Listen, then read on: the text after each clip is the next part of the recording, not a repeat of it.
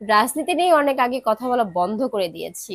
কারণ এখানে যে পরিমাণ সার্কাস, মানে সবসময় হচ্ছে মন খারাপ করার কোনো উপায় নাই, ডিপ্রেশনের কোনো উপায় নাই। কারণ সবসময় হচ্ছে বিনোদন দিতেই থাকে সবাই।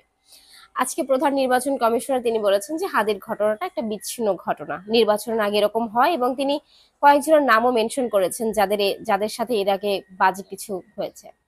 এখন ব্যাপার হচ্ছে 25 তারিখে তারেক রহমান দেশে আসবেন, যদি সবকিছু ঠিকঠাক থাকে তাহলে তার সাথে যদি কোনো ঘটনা ঘটেছে সেটাও বিচ্ছিন্ন ঘটনা। যেরকমটা শুনছি এর পরে নাকি হাসনাত আব্দুল্লাহ টার্গেটে, তার মানে তার সাথে যদি কোনো ঘটনা ঘটে সেটাও বিচ্ছিন্ন ঘটনা, কারণ ওনার কথা মতো নির্বাচনের আগে সব ঘটনা ঘটতেই পারে, এগুলোকে কোনোভাবে হচ্ছে আহ সিরিয়াস দেখা যাবে না, সব হচ্ছে বিচ্ছিন্ন ঘটনা।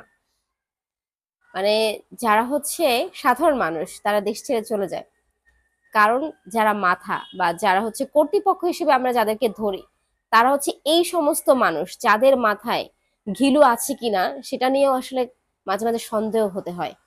মানে কি একটা অবস্থা, এত বড় একটা ইস্যু সেটা নাকি বিচ্ছিন্ন ঘটনা।